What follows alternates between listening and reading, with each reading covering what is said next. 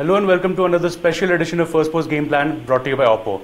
So guys, the big final of Champions Trophy 2017 between India and Pakistan is nearly over, and the Pakistanis have succeeded in making a mockery out of this contest, and as I speak, India have fallen to 154 for 7 with Hardik Pandya out, and they're well on the way towards surrendering the trophy.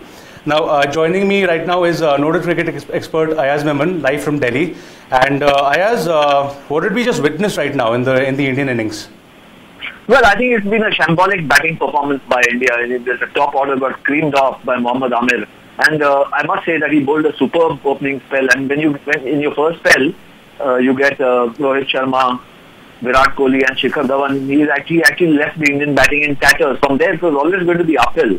And but for a blazing half century from Hardik Pandya, which actually showed us how easy paced the pitch was, and it just told us what might have been had the top order kind of held its nerve and perhaps played a little better without taking any credit away from the Pakistani bowling.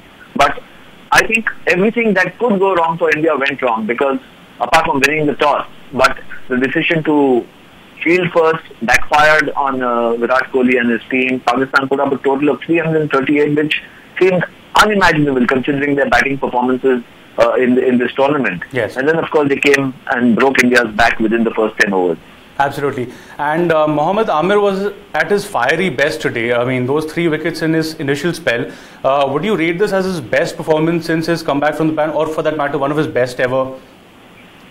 Well, I would imagine so, because remember, this is the final of the Champions Trophy. It's a big tournament. It's even bigger for Pakistan, I would imagine, than for India. India were defending champions.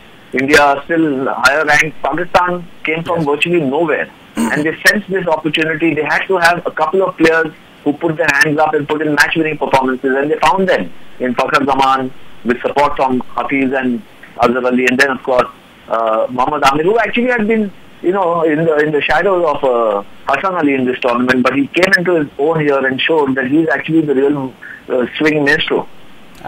Absolutely. And as we speak, Jadeja has been dismissed and India are now 2 wickets away from a massive defeat. Now, talking about the bowling performance, so the Pakistani bowling unit, I mean, they clicked as a unit for once. Hassan Ali, Shadab Khan, nearly everyone, not just Amir this time. Yes, I mean, look, they always had a very formidable bowling attack.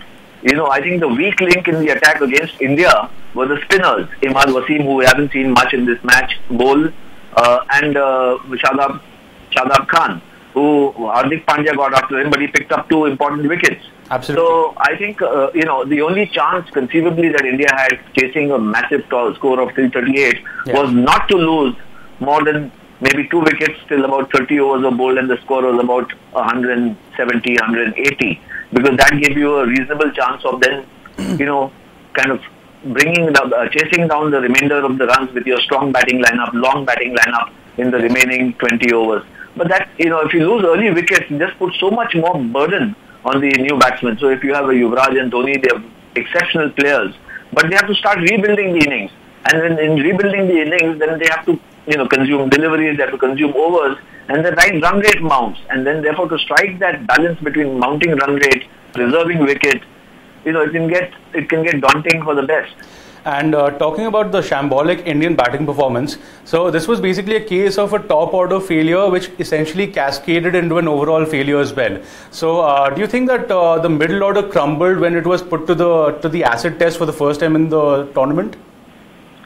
I don't think it's the middle order which crumbled. It's the top order which crumbled. And the top order was in roaring form. Between the 3 of them, Rohit, Shikhar and Virat, they were supposed to take the bulk of the... Look, when you're chasing 338, you need at least one batsman to play a knock of 150, 160 or 2-3 very big scores, maybe 380s. Otherwise, it's difficult to chase 338. And you can't expect, if a team is tottering at 24 or 35 for 3 to chase 338 only on the strength of the middle order. It can happen once in a while, but it is very, very unusual. And it was especially noteworthy of that particular spell where Kohli was dropped in the slips, and just then it seemed as if Pakistan had dropped the cup. But the very next delivery, Amir bowled one outside the off stump, and this time Kohli nicked straight to point. And it was a brilliant change of angle on Amir's part as well. I mean, he studied how Kohli was coming forward to the bowlers bowling from round the wicket, and then a different angle altogether over the wicket. And it was simply brilliant. It was tactical genius on their part. Well, I think it was a delight to even see Amir bowl like that, with a lot of fire, with a lot of skill.